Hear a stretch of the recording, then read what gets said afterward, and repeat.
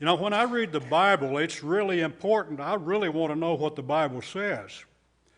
And I don't like to dilly-dally around about that because I try to commit myself to read every day. And I have the time and opportunity. I can get up at 5 o'clock in the morning and read, and that works out pretty good for me. If I work out in the morning, come in to have lunch, I can take a nap if I want to. But anyhow, my days are pretty flexible. If you work a regular job, you don't have those flexibilities really. But you can, if you choose to set aside a time that says these minutes or whatever, these are times that I will study, and I want to study every day. That's the way my days start, and I would suggest you do that too. But I really want to know what the Bible teaches. And so when I want to know what the Bible teaches, I want to understand the New Testament because that's really where I focus my attention. That's the thing that's really important to me. But I want to know that that's really true. And I don't accept it just because of faith, because I think there's a lot of other information that helps me to build that faith so that I can have confidence in that. But then I turn back and read Genesis chapter 1, and that's sort of a challenge. Is that really something that's literally to be interpreted like it's read, or is it something that's sort of a myth kind of concept? And if you look at it that way and you say, well, I'm not really sure how to understand that, if I look at that and say I can't understand that very well, then I get over in the New Testament, how can I say I can understand that really well? Because I can't, I have to have confidence. Every scripture is given by the inspiration of God is profitable for us. And so I think I got to look at that and say, yes, that's true. And I got to look at this in the front and say, yeah, that's true too. And so that's the way I want to try to understand that. But at times I think there are challenges before us. I think if you were a kid going to school, most of us are not, but you got children or grandchildren. If they go to school and they study science classes, they're going to be told, and particularly if they go to university classes in public schools anyhow, they're going to be told that this universe is 13 point something other billion years old, and it was kind of something about the size of a period in a sentence blew away and blew up, and it caused a great boom. And so that's what happened in a psychological view of some people. But that's the kind of things they're teaching our children in science classes specifically. And so the idea is, well, if that happened, and so we see this explosion happening and things begin to cool down and molecules begin to collect, and then we got stars over here and we got galaxies, and lo and behold, we finally got the Milky Way galaxy, and we got a planet called Earth, and that just happened along, and then 2 or 3 million years ago, mankind come along. And that's the kind of thing they look at and they teach, and so where does God fit in that? And my view is he doesn't. You see, so what we got to do, I think, is be careful that we do give our children some information. I mean, most of it, that's history, really. Can't do that. But maybe have influence with your children, grandchildren, great-grandchildren even maybe. But I think it's important for you and me individually. I need to establish that information that really helps me to understand. And so when I do that, I don't look at life and say, well, we had a primal soup of some sort that life began to come along in it, and then we had a fish, and then we had amphibians come along, and then lizards, and then lemurs, and finally man come along. I cannot accept that because you and me, we're way too complex for that to ever happen that way. Statistically, it is impossible to happen that way. So, what do? Well, I'm trying to back up and look for the information that says, okay, well, you can say that if you want to, but let's look at the evidence. And so that's what I really want to try to do in this class, look at the evidence. I believe the Bible is true, certainly, and I think probably all of you do too, but we've got to be careful that we can say, repent and be baptized for the forgiveness of your sins. That's true. God said it. That we can look over in Genesis chapter 1 and 7 days of creation. God did it, and we can understand it that way. I cannot understand it some other way, although there's an awful lot of opportunities to look differently at that. But we'll talk about that more as we get into this. But I want to talk to you about why I believe the Bible, and so that's the basis for this class.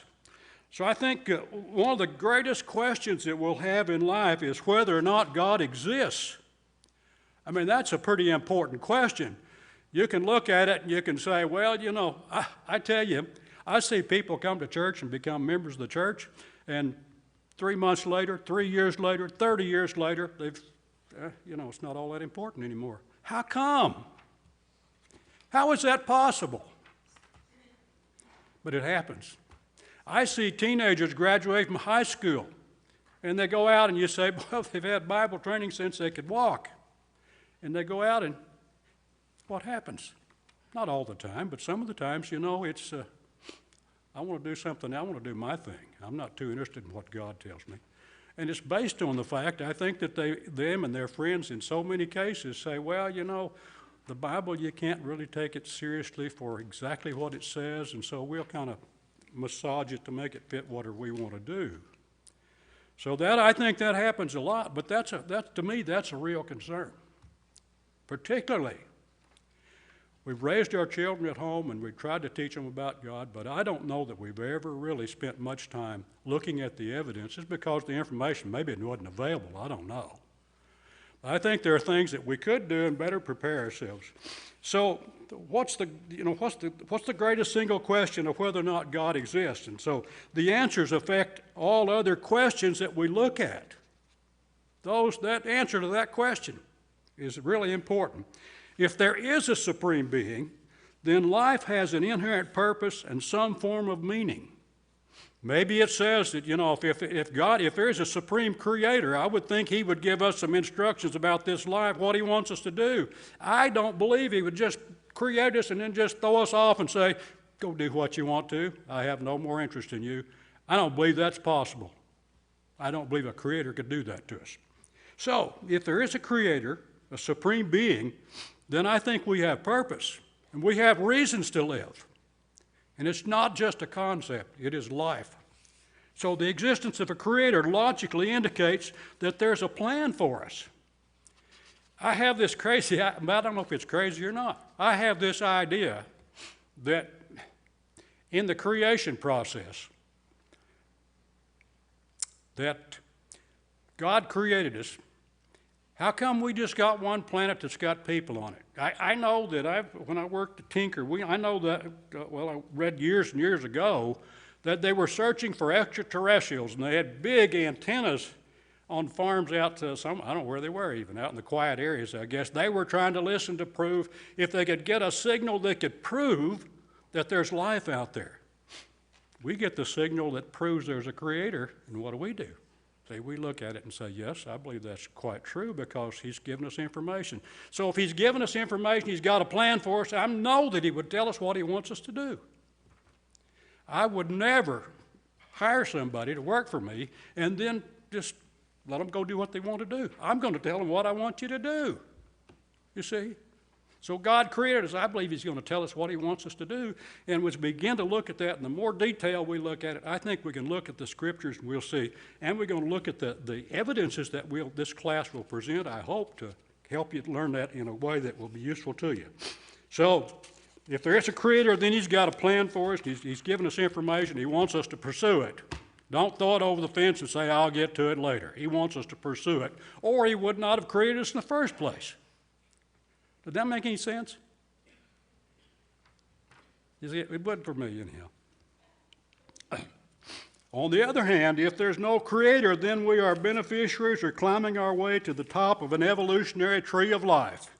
I suppose all of us, I've seen this myself years ago in school, that the picture was that there's this big old tree, and that's the source of life. And as you go up in that tree, you'll find there's horses over here, and there's dogs over here. Oh, there's cats, and there's tigers and lions. Well, there's mankind up on the top. There's a man up there. And you see, that is an evolutionary process that kids are given to, and if you're not careful, we would accept that too. And that cannot be true based on what I believe the evidence teaches. And so we'll pursue that some more. So if there's no creator, then without intelligent designer, humans are the result of a naturalistic changes that have occurred throughout time. Why in the world is there man and woman? Why not just create some sort of person that can be they go out there and urinate in a stream and they go out there and pick up a new one? Why couldn't that be possible? How is it possible that man and woman could both have originated at the same time to produce what God wants us to do. It's just not possible that creation is something that is evolutionary in process. At least to me, it's not. So, if then we, in our presence on earth, we're simply the result of a cosmological explosion, that's one way to look at it. And so this period-sized matter it was, blows up, and we have everything that, over time, we have everything that gives us who we are today, and we look around and you say, wow. But I look around, I do say, wow. Well, I mean, creation is, this universe we're a part of is so incredible. So incredible. I have really difficulty even believing it. But then, I know it's true. I mean, I'm here. I'm not a spirit just standing up here. I'm really me, you know. You can see that and you know it, and I know it. So we got a couple of choices, I think. So I'd like you to consider this kind of thought process. Only bodies created with the Spirit, with a spirit, if you would, or the Spirit, are eternal and endless and have meaning. If not created, then our lives have no meaning. No lives have meaning. The core meaning of our lives shapes our attitude and how we conduct ourselves while we're on earth. How you look at life based on what we try to understand about life really dictates how we live. If you choose to live as a Christian, that's got great values that has meaning. I think we're pursuing the God made us when He made us, He created us for the purpose. We didn't just get out here and just wandering around and go down and ride horses and go down and rope dogs or cats or whatever. We didn't give us that purpose. We may do that to live, but that's not the purpose. So our lives have meaning. For many, the conclusion has been when all has been heard. This is from Ecclesiastes 12, 13 and 14. It says, the conclusion when all has been heard, what is our most important thing in life according to Solomon? Well, fear God and keep His commandments. Now, Solomon was a man that tried everything. He was wealthy, he was smart, he could do anything he wanted to. I guess he did anything he wanted to. And if you look at the Ecclesiastes, all the things that he did and how he evaluated things, but he gets down to the end, and what does he say? Fear God and keep His commandments. That's the whole duty of man. You see, so when I look at that, I say, boy, there's got to be some wisdom there in that. For others, if you don't choose to look at life that way, you say, well, let's eat, drink, and be merry, because tomorrow we die. I know a lot of people live that way. You know, I go out, not me, but I know people that go out and work, and first thing they do after they get home Friday night, where do they go? Down here at the Dead Frog, or whatever that beer joint is over on 29th Street, or over here. I mean, that's their life. What in the world can that mean? I don't know, you know, but I've tried it and it don't work. That's not a good plan at all. So some view it, if you can't, this is a sort of a scientific view, and I heard this when I was in college at OSU. The guy said, I took a modern physics class, and the guy said, well, if you can't touch it, if you can't taste it, touch it, smell it, hear it, or see it, then it's probably not real. And from a scientific point of view, in a material world, that's pretty true. But that's not all that there is true to it. Such things as love and memory that might exist outside the realm of natural senses, but they say, but in time, the natural processes will explain that. Can the natural processes explain love? Can the natural processes explain why we have memory? I don't think so. I hadn't figured that out yet. Those are things that have characteristics, but I think I've learned those. So I believe that's the way we're created. So we don't just blow those things away. Let me give you another thought here. Maybe. Oh, good boy. Way to go, Sparky. Let me give you a couple thoughts here. The naturalism struggles to explain three different things, and I believe they're kind of important. Naturalism struggles to explain altruism. You ever heard the word altruism? Altruism? And that means it's people that have, it's a characteristic that says I have characteristics and concern about others. So that's human beings. My dog doesn't care much about me. My dogs, all they want to do is jump up and, hey, woo, woo, woo, I need a treat. Woo, woo, woo, I need a treat. But mankind's different. We have characteristics of love and kindness to one another. Where did that come from? That could not, I don't know how that could have ever evolved. Another thing that I think is important consideration is the tendency for man to worship. As I look at history,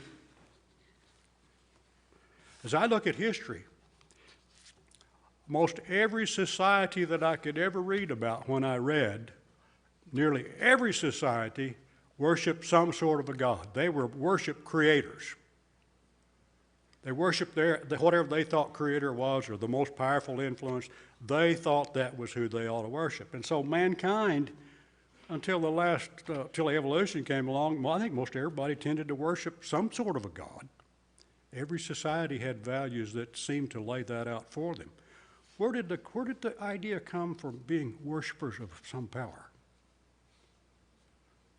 Did that come about because we evolved from monkeys? I don't think so. Is that something we just learned? I don't think so. I think it came to us because that inherently that's the way we're made. Another thing I think is that the evolutionist or the naturalism has such a hard time to explain is the very existence of life and matter. Where did it come from? Okay, so let's look at that and say, okay, a ball of matter about the size of a period exploded. Where did that come from? There is no explanation for that. They have no explanation for that. Where is the source of the matter to start with? No explanation. Where do we say the explanation comes from? I don't have a clue, but I have the experience and knowledge to say that God had in it with his power to do it, and he did it. And I accept that. I have only two choices. This universe is so overwhelmingly huge, incredible. We got to look for how did it happen? Did it evolve? I don't believe there's evidence that really supports that. What other choices do I have? Well, there's a creator that created it. That certainly makes sense to me, and I think the evidence as we get to look at this will be overwhelmingly in favor of that. Let's see, I've kind of lost my, okay.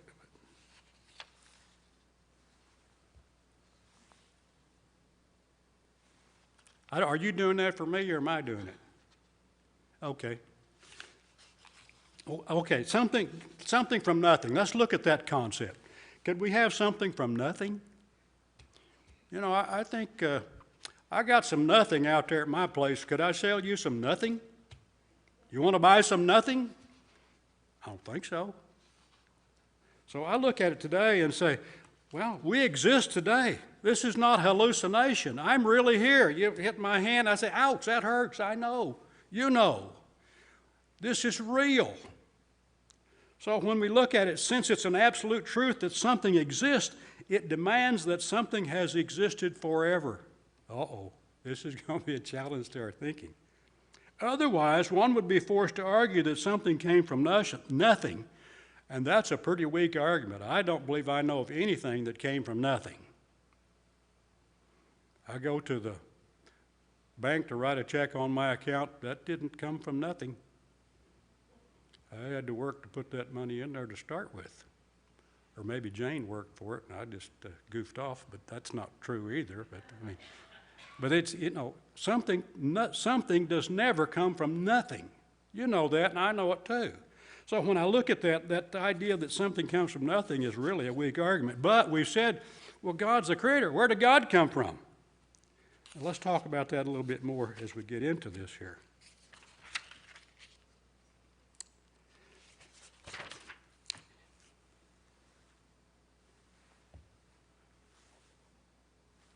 Thank you. That's good. It is a self-evident truth that something cannot come from nothing. Thus, something has always existed forever. Something has. And so when I try to put my hands around what in the world is that something, I think it's really important we try to consider that Of course, this does not prove that there's a supreme being, but rather it establishes that something has eternal properties. Something has eternal properties. And if I look at the universe and I say what I see of it and the evidence that I see, it could not have come from nothing, so there must be an eternal power that put it in place. So that's the way I would look at it. So the essence of being eternal can be defined in a couple ways: existing without beginning or end, or something considered outside of time. And so we say something exists today, and it is reasonable then, a scientific observation even, to go one step farther and conclude that something has existed forever. But how do we go about identifying something that has existed forever? What is that something? Well, I was talking about, I think it's God, but let's look and see what does the evidence say. All of our scientific observations exclude anything being eternal in nature. People understand that pretty well. The scientific community understands that very well. Another point to consider is that, man is certainly aware scientifically that the second law of thermodynamics. Now, if you majored in high school, you took English, and you took speech, and you took band, and you took geometry, and thermodynamics is not a class that a lot of people would have, but there is a law in thermodynamics, and particularly as you get on into studying more advanced stuff, maybe in college or whatever, that's a real common law in scientific community. And it says, the second law says, that everything is running down. So if it's running down, what would you say about a beginning? Must have had a beginning, didn't it? If it's running down, you put, let's say you go to the gas station, you put some gasoline in your car, and you go and you drive and you drive and drive, and what happens? Well, let's see, that gasoline, a little bit of a time, gets put into your engine, and the cylinder blocks have a little explosion, and they drive those pistons, and that car gets the energy to go, and it goes. What happens with what's left?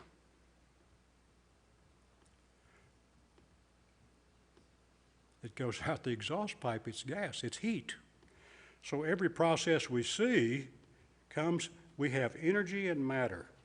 And you can change energy to matter, or you can change matter to energy.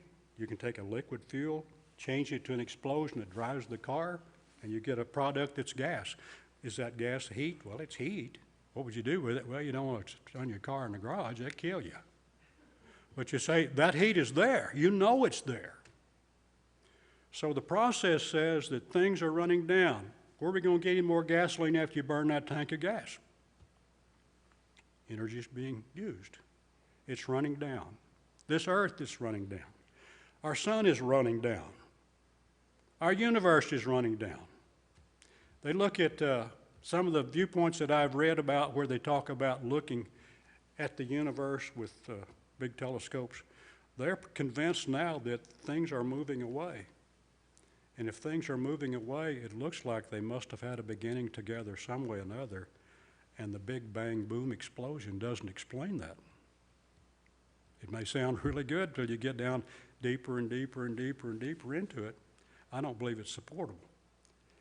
So the second law of thermodynamics is something scientifically that we know about all the time, if you're in that kind of community, a scientific community using it. So we say something eternal is outside the observable laws of natural science. So we look at that and we say, well, okay. Today's students are routinely taught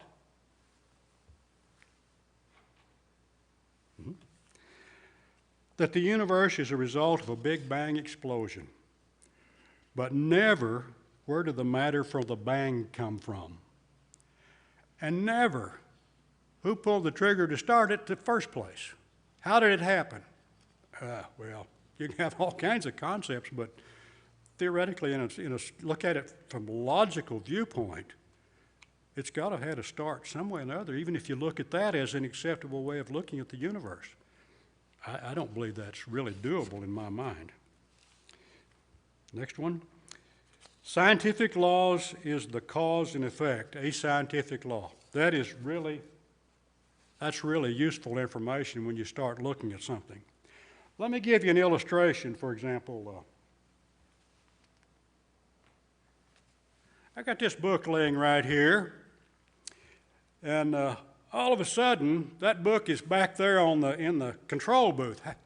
And I'd look at you and say, well, there was the biggest fly I ever saw landed on this, and when he landed on her, he hit it and knocked that book back in the control booth. What would you say? Boy, that is absolutely foolish. That cannot be possible. The fly did not have nearly the energy to take that book back there. See, so that's cause and effect. For every effect, there must be a cause. You go, I've been to it, I guess you probably have too, the Grand Canyon. You ever look out there and you say at that and you say, so the ranger would say, well, there's a giant mole that come through here and he dug that Grand Canyon. And you'd laugh and say, oh, that's impossible. The cause was not nearly as big as the effect. You see what I'm trying to say? If there's an effect that you see that comes along, there's got to be a cause at least greater than that effect to create it. Now, I would look at the Grand Canyon, and although they tell me that it's 13.4 billion years ago, it started coming along in here in the world after water and water and water, years and billions of years, here's what we see. Well, I don't believe that's true at all. I think the great flood that we read about in Genesis, early chapters of Genesis, explains that, and I accept that. Evidence around the world for that pretty well proves it in my mind. So then no mole that created the Grand Canyon. So for every cause, for every effect that we see has got to have a cause greater than that.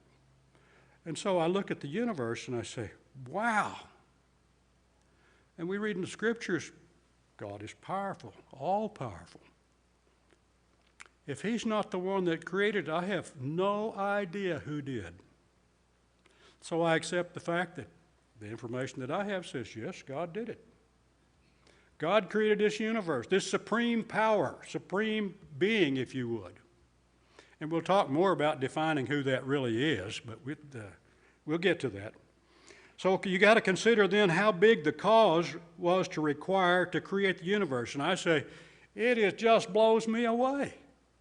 Now, I can read about that in the scriptures, and you say by faith I accept that, and that's certainly true.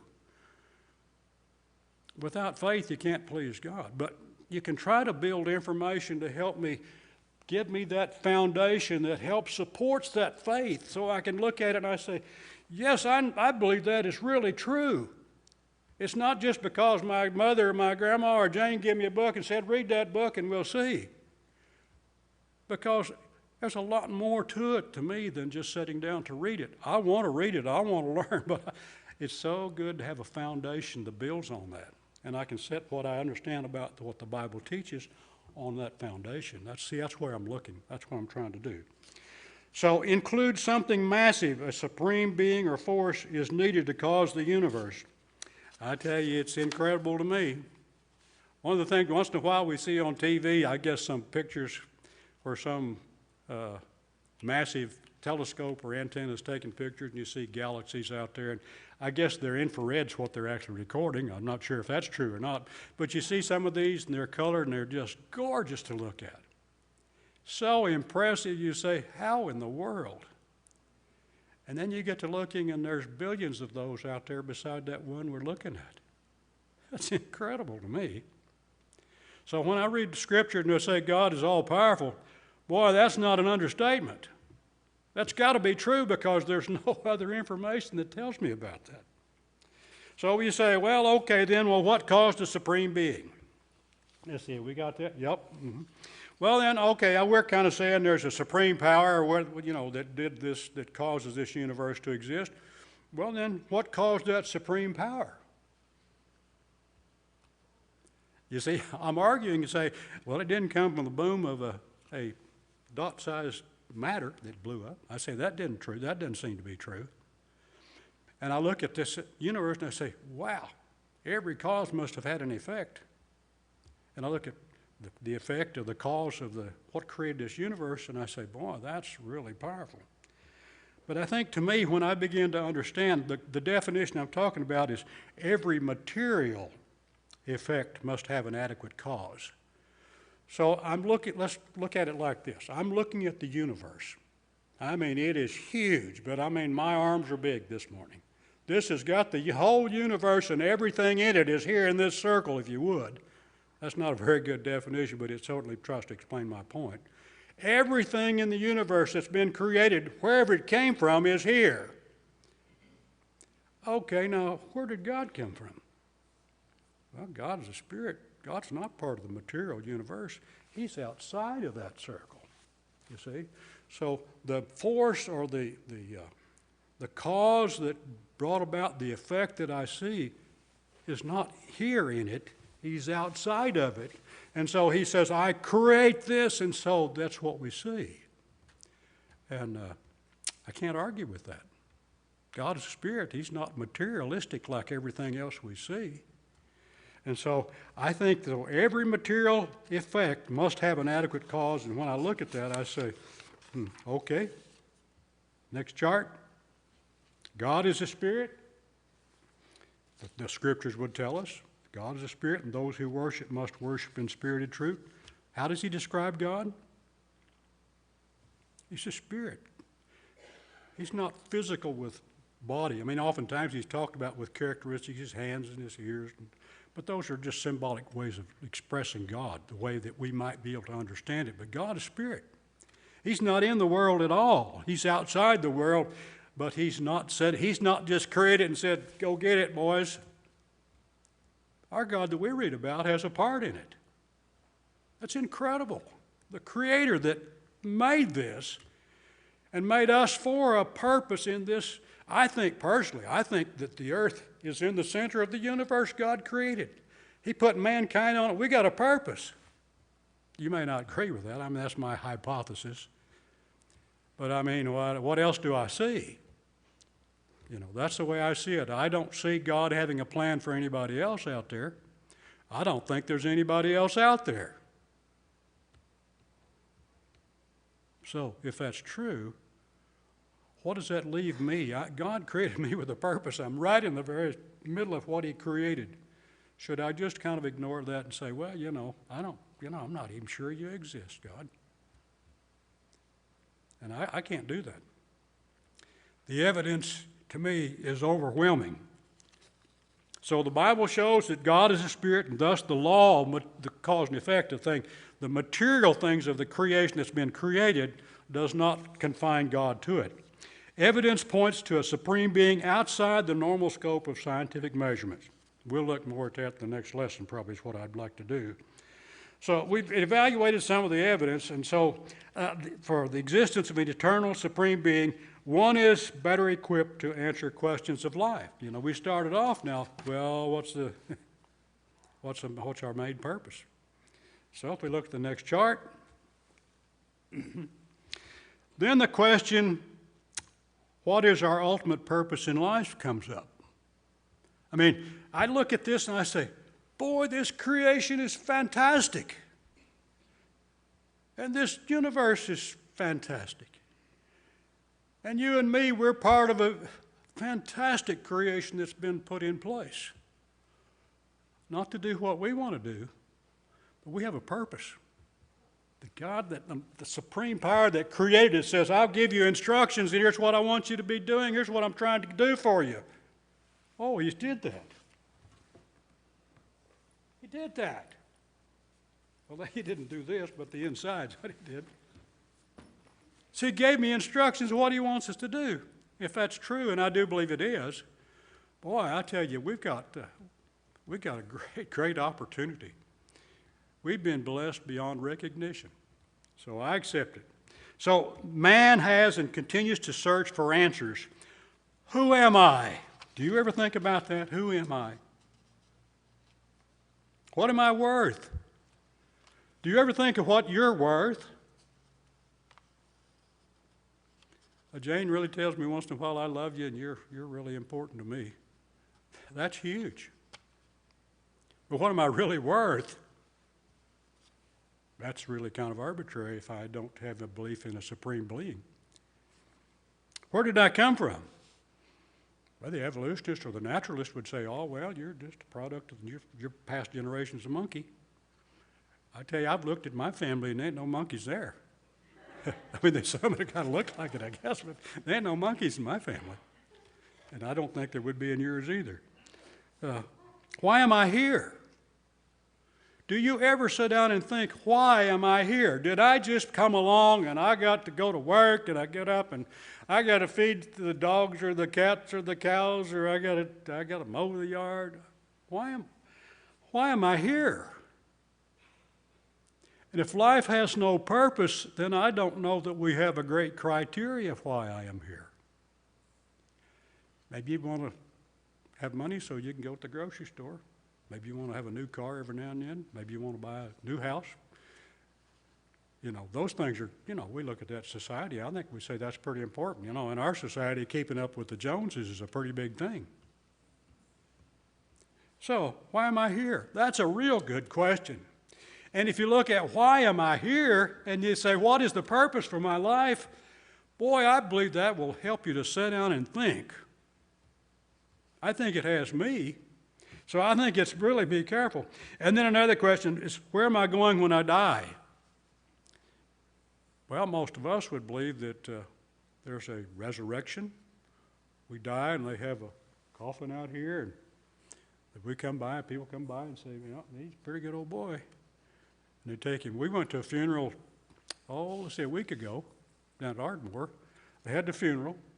And they was trying to get set up for a second funeral. We went and put the coffin over here. You know how they go to bury them, put them in the dirt process. And so we all had that little, and the wind was blowing. It was cold. It was miserable. But the family went and did that.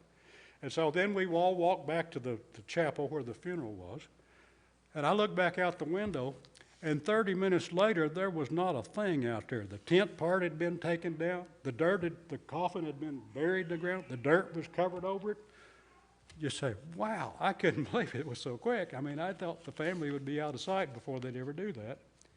But that's just a thought, you know. It doesn't make that much difference, really. But if we look at that and we say, boy, it's really sad that somebody passes away, we have a lot of memories that we lose. Loved ones that we've had so much in a relationship with, they're gone. That's bad. But on the other hand, if we look at the resurrection, what's ahead, if we're trying to do what the Creator tells us to do, He says, here's what I want you to do. Here's my instructions. I'm telling you, I'll be with you to help you. And if we'll try to do that like He tells us to do, look at the enormous benefits. We're not like Red Rover, when we die, it's all over. It's not that at all. There's a resurrection, there's heaven coming. And we all have a chance to be a part of it, and I hope we all are. I'd like to see the church have a meeting up after the day after we're taken to heaven, and we say, oh, there's the church here. We're sure glad that everybody made that. Is that possible? Very possible. Is it likely? I'm not so sure.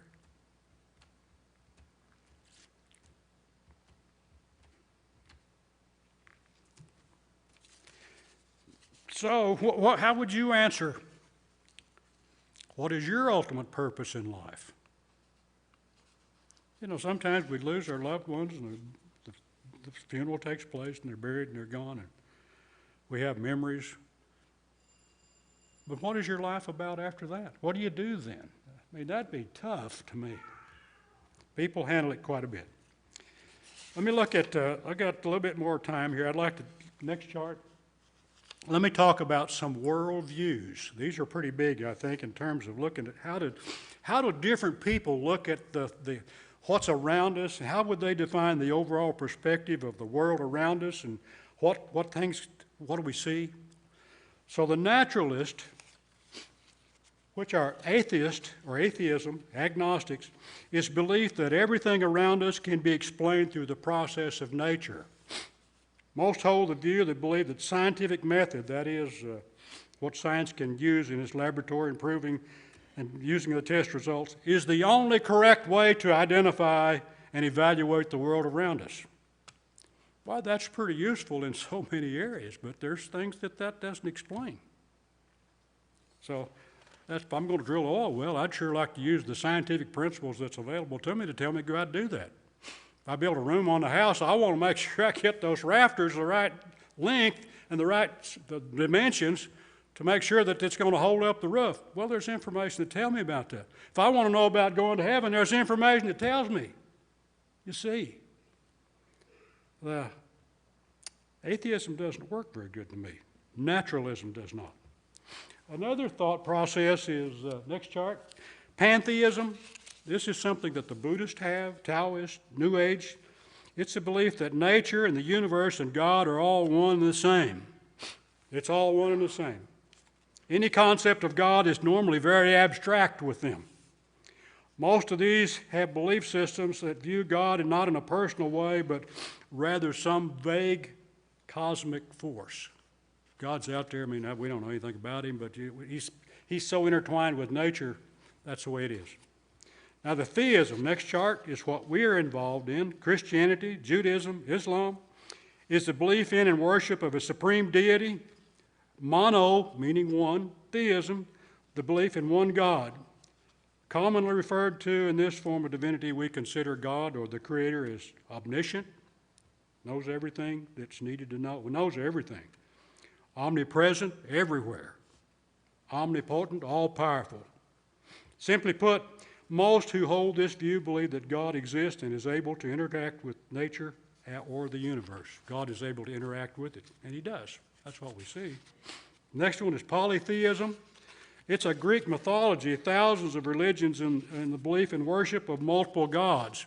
You know, if you read the history of the Roman Empire, the Greek Empire, they had all kinds of gods. Zeus and Jupiter and Neptune, and, I mean, they had all of them. It seemed like that they had an idea of believing in multiple gods, worshiping multiple gods, firmly held that the philosophy that gods are material objects like the sun, the moon, the stars, water. Those were the objects of their worship. And I say that seems kind of out of place to me. And the last one in this category is postmodernism. And I think we see a lot of this. We'd say we're theists, but I think we see a lot of this, at least that's what I would see. It's comprised of believers and non-believers. It is a philosophical belief that truth cannot be known. This recent belief system urges a change in thinking with the notion that the past beliefs, whether theistic or naturalistic or whatever, are incorrect because we have more complete understanding today. These views hold that the dogmatic lines drawn cannot be like moral values and truths. We cannot support those. So therefore, in this kind of concept, if you want to live and you want two guys who want to marry, have at it. If you want to kill your baby, have at it. You know, the U.S. Constitution says everybody has a right to life, liberty, and pursuit of happiness. And the ACLU has really beat on that big time, I think. But we look at it and say, this Creator has given us a plan. He's given us instructions. He tells us what I want you to do. And it's up to us to try to do that. So we try to interpret the Scriptures to understand what He wants of us and what He expects of us and what He's promised to us. That's incredible to me. I stand here today, I'm not just a ghost, I'm not just a spook standing here. I'm really me, and you're really you, and we have a challenge before us. We have a great challenge. Hope the Lord will bless us and guide us and keep each one of us in their care. Thank you. Appreciate your time. We'll pursue this more next time, Lord willing.